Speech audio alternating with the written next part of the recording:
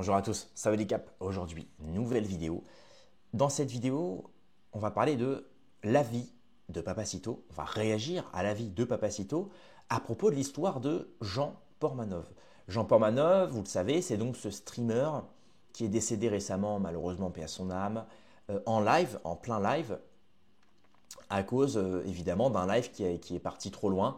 10 jours de live non-stop où ses compères, qui devaient probablement être ses amis, même si on en doute encore, l'ont maltraité, torturé, giflé, bref, empêché de dormir, etc. Et donc on estime que Jean Pormanov serait donc décédé en fait de stress et de manque de sommeil. Et donc évidemment, derrière tout ça, ça a déboulé beaucoup de questions, notamment la question, le sujet de la hagra. Vous savez, c'est ce mot arabe, hagra, en bon français, qui consiste à victimiser une personne du groupe d'amis, du groupe de classe, du groupe de travail, etc., dans le but simple de jouir de sa souffrance. Voilà. Ce qui n'est pas pareil du bizutage. Le bizutage, on bizute une personne gentiment dans le but qu'ensuite elle accède au groupe. Il y a beaucoup ça dans les sororités, les fraternités, etc. aux États-Unis. Où on force par exemple la personne, on dit à la personne, voilà, tu dois boire 20 shots de whisky en 2 jours pour rentrer dans la fraternité, ou alors tu dois marcher sur un escalier de feu, enfin bref, des trucs comme ça. Là, c'est plus un bizutage formel, un peu militaire. Là, c'est pas pareil. Là, c'était, encore une fois, je l'ai dit dans la vidéo d'hier, mais il y avait des gens qui donnaient de l'argent, qui donnaient des idées aux compères pour pouvoir torturer la personne. Et en fait, la personne était littéralement en souffre-douleur. Et la personne ne pouvait pas répondre parce que physiquement, elle était très frêle. Elle était socialement un petit peu désorientée. Elle faisait partie du lumpen prolétariat. Elle vivait des aides sociales, du RSA. Et c'est quelqu'un qui ne pouvait pas répondre physiquement. Parce qu'évidemment, c'est ce qu'on dit très jeune aux enfants au collège. Hein, quand tu te fais embêter, tu réponds physiquement, quoi. Si on te tape, tu tapes. Comme ça, au moins, voilà. Bref. Parce qu'à cet âge-là, on n'a pas encore le logos pour pouvoir répondre verbalement à la Bouddha. Voilà. Moi, je suis boxeur, mais je sais que je n'utiliserai jamais mes poings dans la rue face à quelqu'un qui m'embête. Parce que déjà, de un, j'ai certainement plus de puissance que la personne. J'ai une technicité. Et même, dans tous les cas, j'essaie toujours de m'élever. Vous savez, c'est la phrase de Marc Aurèle, hein, le meilleur moyen de se venger d'un ennemi, c'est de ne pas lui ressembler. Voilà. Donc si on vous tape, ne tapez pas. Donnez la joue droite ou la joue gauche et répondez par le verbe. Je trouve ça très beau. Même si c'est difficilement applicable dans la vraie vie, hein, on ne va pas se mentir. Hein. Bref. Et donc là, justement, on va s'écouter, alors pas le podcast entier, on va s'écouter le premier chapitre de Papacito qui réagit justement en parlant, en récapitulant, excusez-moi, l'affaire et justement en parlant de ce symptôme qui est la agra et justement l'arabisation, parce qu'en l'occurrence, les personnes qui ont fait ça à Jean Pormanov, il y en a une qui était d'origine arabe et une autre qui était d'origine italienne, franco-italienne, mais convertie à l'islam. Et donc là, ça remet un peu en question le est-ce que c'est de la faute des Arabes ou non. Alors évidemment, vous le savez, moi, c'est pas du tout mon avis, hein, c'est pas du tout mon. Mais par contre, effectivement, il y a ce phénomène grandissant dans les cours d'école et notamment dans les groupes d'amis, etc., de la agra et de cette forme de violence qui finalement est elle-même un phénomène connu qu'on connaît sur Snapchat, des réseaux sociaux. Vous savez, les mecs qui filment les bagarres, toujours à 5 contre 1. Notamment le nombre de faits divers qu'on a vus avec des pauvres Français de souche qui se sont fait tuer dans des bagarres en sortie de boîte. Je pense au petit Thomas, enfin voilà. Des choses comme ça. Mais évidemment, le but, c'est pas de faire. Papacito fait très vite l'amalgame entre arabes, musulmans, etc. Moi, je ne vais pas être malhonnête. Je ne veux pas le faire. Je ne veux pas faire cet amalgame-là. Mais voilà. Bref, donc, on va écouter ça. Avant de commencer, évidemment, un petit pouce bleu, ça fait toujours plaisir. L'abonnement, on frôle les 100 000 abonnés. Donc voilà, je ne peux que vous appeler à vous abonner. Et puis voilà. Allez, c'est parti. Bulle de l'Internet français. Et je développerai ensuite la raison pour laquelle je parle de bulle. Parce qu'en fait, on assiste à des choses qui sont en réalité pour des pays qui fonctionnent normalement, qui sont des aberrations, des abominations. Bon, on reviendra là-dessus. Alors, on a tous découvert là récemment donc le décès d'un certain Jean Pormanov. Alors, c'est pas encore très clair si son véritable nom, j'ai pas bien compris. Il est présenté dans les médias avec plusieurs noms, puisque l'affaire est encore très fraîche. Mais alors, je n'aime pas faire trop de commentaires d'actualité. En général, j'essaie de faire des podcasts un peu plus drôles, empreints de nostalgie. Mais certaines fois, comme vous le savez, les événements médiatiques sont tellement graves qu'il est quand même important d'en tirer des analyses poussées. On s'est réveillé un matin donc en apprenant. Alors moi, ça a été encore plus tard que les autres, puisque comme vous le savez, je vis désormais en Espagne. Et l'affaire a mis à peu près une semaine avant d'arriver dans les médias espagnols, puisque maintenant c'est une affaire qui a une portée mondiale. J'ai même vu que le rappeur Drake s'était proposé de financer donc les obsèques de ce streamer là, de Jean Pormanov, je crois qu'il s'appelle. Alors pour vous replacer le contexte, donc pour ceux qui tomberaient sur ce podcast sans avoir de contexte, donc il s'agit d'une affaire qui concerne donc un groupe de streamers qui se trouvait sur Kik et dont visiblement, alors je vais faire comme les journalistes de gauche, je vais m'exprimer sur quelque chose que je ne connais pas et donc uniquement sur les éléments qui ont été mis en avant. Donc après peut-être qu'il faudra nuancer ce que je dis et creuser un petit peu plus, mais en tout cas il y avait vraisemblablement donc une équipe de streamers qui avait un espèce de souffre-douleur extrême, hein, donc un souffre-douleur, pas le pote que vous bisutez ou les chamailleries de collégiens, non, un souffre-douleur extrême. C'est-à-dire, il y avait des actes d'asphyxie, il y avait de la privation de sommeil, il y avait des actes d'humiliation et de dégradation, donc on lui vomissait dessus, on lui écrasait des aliments sur le visage, il y avait des prises de torsion ligamentaire, d'immobilisation, enfin un spectacle quand même ahurissant avec énormément, il faut le dire, hein, énormément de perversité qui s'en dégage parce que ce sont des choses que le cerveau humain et l'œil, quand on est bien câblé, on le voit immédiatement. Bon. Et en fait, on a tous halluciné parce que, alors moi j'ai appris ça donc il y a peut-être 48 heures.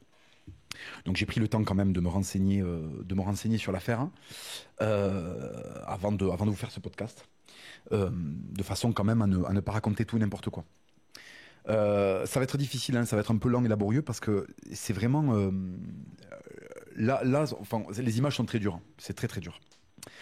Vous savez, moi je suis adepte des sports de combat, le contact. J'ai grandi dans un milieu avec beaucoup de contact, comment on appelle ça, de confrontation physique, de bizutage, de tout ce que vous voulez, qui font partie des sports très masculins et des milieux très masculins en général. Vous en avez à l'armée, vous en avez quand vous rentrez dans les grands établissements, vous en avez dans le sport, vous en avez à l'école évidemment. On a tous été à la fois bizutés et bisuteurs, hein, en fonction de notre âge. Quand on était petit, les grands nous bizutaient. Quand on était plus grand, on a bizuté les petits. Mais jamais à un point qui frise la conjonction entre presque du sadomaso humiliant et de véritables sévices physiques qui s'apparentent en fait je vous dis, à des alors, il faut pas non plus, pas des tentatives de meurtre, mais des actes qui peuvent conduire à un meurtre, c'est-à-dire une strangulation, hein.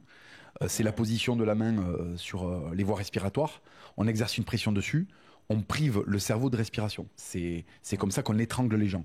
Hein, c'est pas je t'ai glissé une anguille dans le slip au scout, ou je t'ai jeté une capote, je t'ai pris en photo avec une capote sur la tronche au rugby. Là, on est sur en fait, on est sur des sévices qui peuvent conduire à la mort, qui sont arrêtés à temps, mais qui peuvent conduire à la mort. Et d'ailleurs, la privation de sommeil, qui est vraiment passée, qui est la cause principale visiblement, c'était le stress accumulé et le manque de sommeil, qui ont conduit donc à la mort de ce streamer, sont aussi des techniques qui peuvent conduire à la mort. C'était arrivé notamment dans la prison d'Abu Ghraib et de Guantanamo, où certaines brimades, donc privation de sommeil et maintien dans un stress psychologique permanent, ont conduit donc des prisonniers à avoir des arrêts cardiaques. Voilà, c'est quelque chose qui s'est passé à plusieurs reprises à Guantanamo. Des gens qui sont tellement stressés au sens émotionnel et physique du terme que le cœur finit par lâcher. Voilà. Donc visiblement, cette personne, donc Jean Pormanov, était entouré d'une équipe qui pouvait varier. Donc il y avait soit 2 personnes, soit ça pouvait monter à plus, et qui subissait très régulièrement, donc en échange de dons ou sur demande du public, des brimades physiques, des humiliations,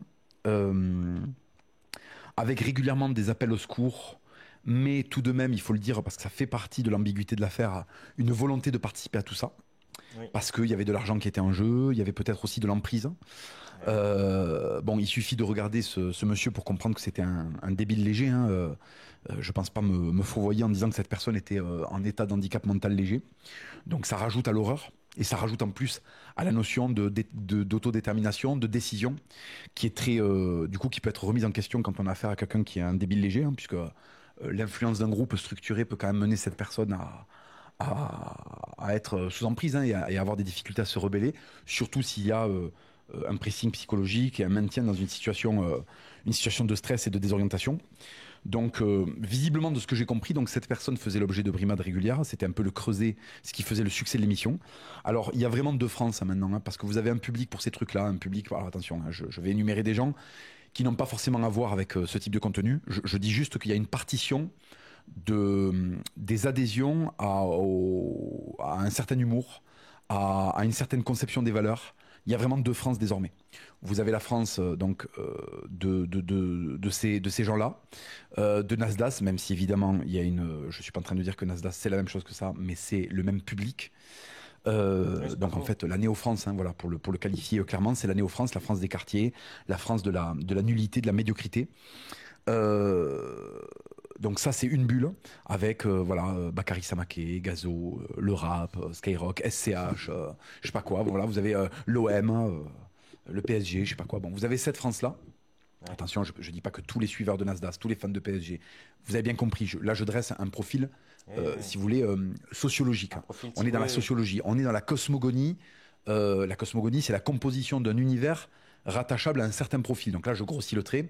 Je fais évidemment des raccourcis et des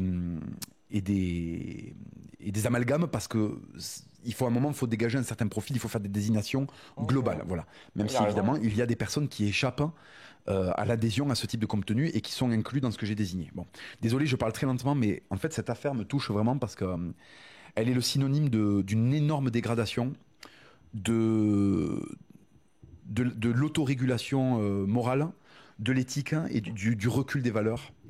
Et c'est une France extrêmement laide que je découvre là. Parce que je ne savais pas que ces gens-là existaient. Je découvre qu'ils streamaient et qui faisaient 150 000 vues avec un public de 150 000 personnes qui donnaient beaucoup d'argent pour que les tortures continuent. Donc je découvre un peu ébahi ça. Il faut dire aussi que j'ai bientôt 40 ans. Dans quelques mois, j'ai 40 ans. Donc je suis un petit peu, je suis un petit peu aux fraises. Voilà, surtout que j'ai mis l'Internet de côté. Hein, cette année, je me suis beaucoup concentré sur ma vie personnelle et les projets que je devais mener. Et puis j'ai développé mon Patreon. Donc j'étais un petit peu pas trop au fait de ce qui se passe sur Internet. Et voilà que je me réveille un peu avec une gueule de bois parce que je découvre un énième signal faible que la France est en train de changer. Alors soyons très très clairs. Des histoires horribles, il y en avait avant l'immigration, hein, puisque le thème de l'immigration va être central dans ce podcast, hein, puisqu'il y a quand même une certaine pattern qui se dégage quand on regarde les auteurs des méfaits, bien que il faudra ajouter une dimension culturelle bien plus que raciale. Vous savez que je ne suis pas adepte du racialisme bête et méchant. Et j'ai une lecture qui est beaucoup plus sur l'habitus, comme on dit en sociologie, sur la culture. Beaucoup plus que sur la race. Voilà. Et je reviendrai là-dessus, hein, sur ces questions-là, puisque c'est vrai que ça nous aurait facilité les choses de pouvoir dire que c'est un franco-kabyle. Visiblement, ce Jean Pormanov avait des origines maghrébines, visiblement. Je ne sais pas si c'est vrai. À vérifier. C'est possible. Il y a beaucoup d'informations sur Internet. On a du mal à démêler le vrai du faux. Donc, c'est peut-être vrai. Hein, c'est peut-être vrai. Donc, il y a la victime serait, alors soit d'ascendance française, il a un prénom français en tout cas, soit un métis franco-maghrébin, mais avec une sociologie et un comportement qui serait beaucoup plus rattachable aux Français de souche. Parce qu'en réalité, ce sont les sociologies et les cultures qui sont très importantes dans ce qui s'est passé. C'est vrai que ça nous aurait arrangé, ça aurait arrangé un certain discours de pouvoir dire c'est une bande d'Arabes qui a torturé un Français à mort. Voilà. Le problème, c'est que dans cette équipe, il n'y a pas que des Maghrébins. Tout le monde est arabisé via le vecteur de l'islam, puisqu'en réalité, tout le monde est musulman dans cette vidéo, y compris le franco-italien, le dénommé Owen. C'est un converti à l'islam. Il y a une vidéo de lui où il explique qu'il s'est converti à l'islam. Donc il y a un Tchétchène. Oui, mais attention, parce que l'islam, moi, les musulmans que je fréquente, c'est pas cet islam-là. Il faut préciser, c'est l'islam swag. D'ailleurs, que combat Bassem, par exemple. Il combat cet islam swag, cet islam du paraître, cet islam... moi, quand je traîne avec Youssef Indy, bon bah voilà, j'ai pas l'impression de traîner avec un musulman swag quoi. Je traîne avec un musulman quand je parle avec Malik Naram, surtout à l'époque de Radio Principe. Bon bah voilà, j'ai pas l'impression de traîner avec un gogol qui dit Wallah toutes les 2 secondes quoi. C'est quelqu'un qui maîtrise la science du verbe, qui Et c'est en fait, c'est des gens qui ont souvent le point commun de ces types-là, Malik Naram, Youssef Indy, enfin voilà, ce genre de musulmans, c'est souvent des musulmans qui ont associé l'aristocratie de l'esprit, c'est-à-dire l'élévation de l'âme liée au spirituel, à la philosophie, à la maîtrise du verbe, de l'histoire, etc., accompagnée de l'islam, on va dire, assez rigoriste et traditionnel qui permet un cadre de vie, une certaine morale, etc. etc. Et quand on associe les deux, voilà, on a donc Youssef Indy, Malik Naram, etc. etc. On a des gens très, très, très puissants hein, qui maîtrisent le logos, la rhétorique, la dialectique, voilà. Et malheureusement, aujourd'hui, la plupart des gens qui se revendiquent musulmans ne maîtrisent pas l'aristocratie, ne rentrent pas dans l'aristocratie de l'esprit. Et donc, en fait, ils salissent l'islam parce que c'est des mecs qui utilisent Wallah toutes les 2 secondes. On l'a vu avec Owen, hein, le mec qui s'est converti à l'islam. Je veux dire, il a quand même, il n'est pas responsable. Je ne vais pas dire qu'il a buté Jean-Paul Manœuvre, parce que là, il pourrait porter plainte contre moi.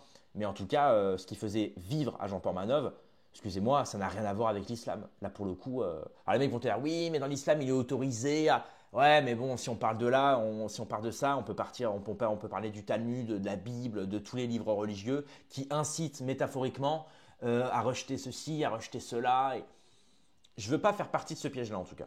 Un franco-italien converti à l'islam, enfin un français d'origine italienne converti à l'islam.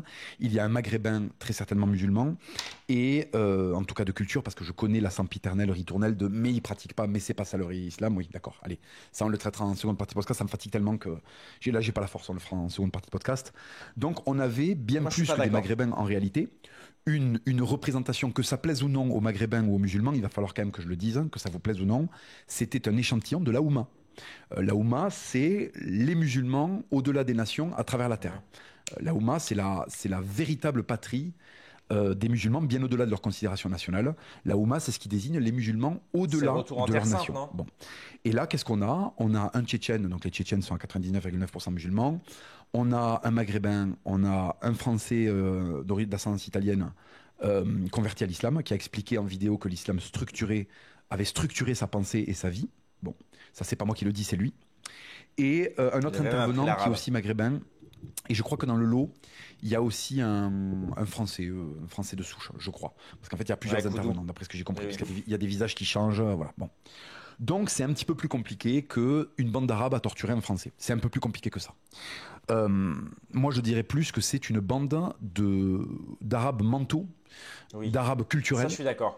D'arabisés culturels. Puisque le trait d'union entre eux, il faut dégager une paterne. Il faut dégager une paterne.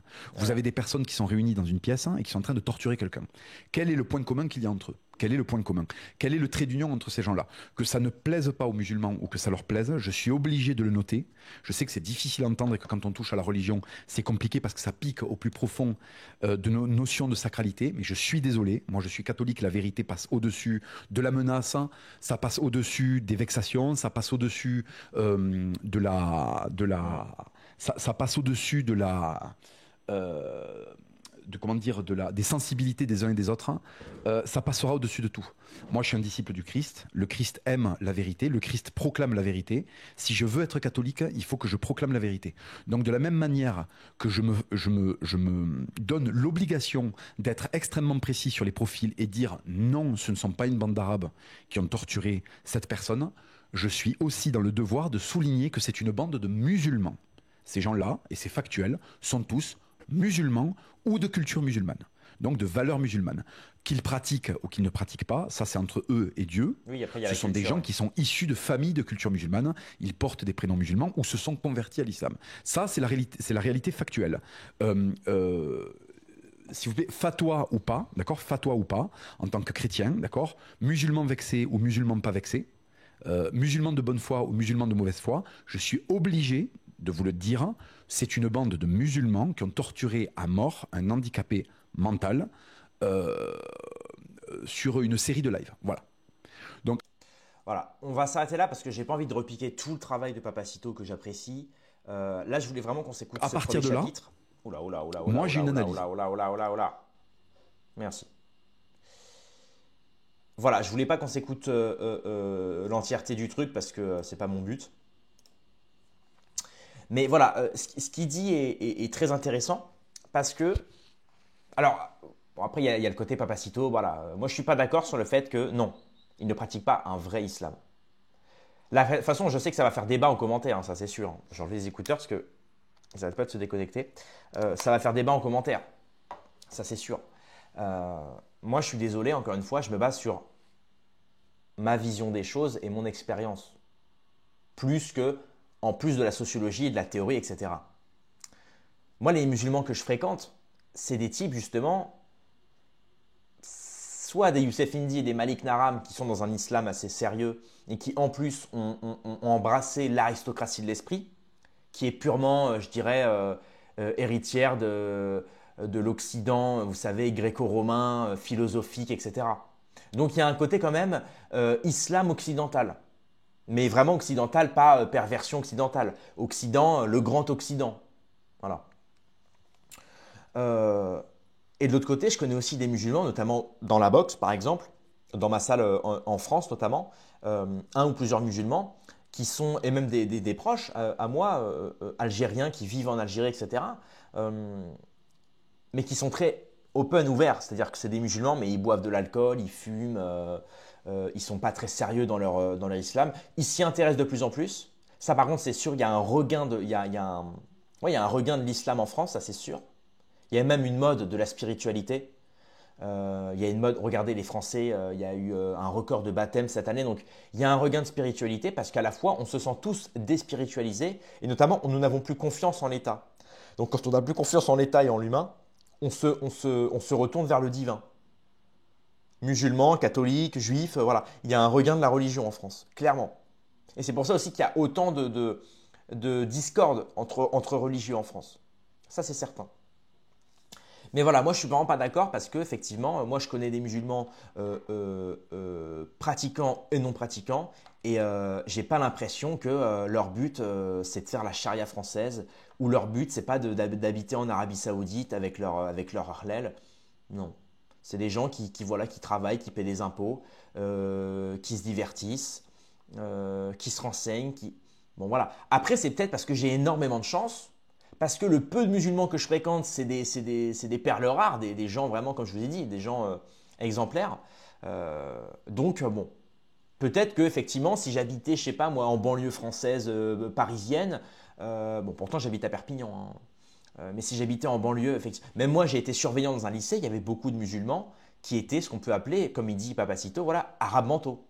Effectivement, j'ai connu ce truc-là, effectivement, un groupe d'Arabes qui avait tendance souvent à faire de la hagra, comme on dit, à des jeunes Français. Quand j'étais surveillant, je l'ai vécu ça. Je l'ai vu.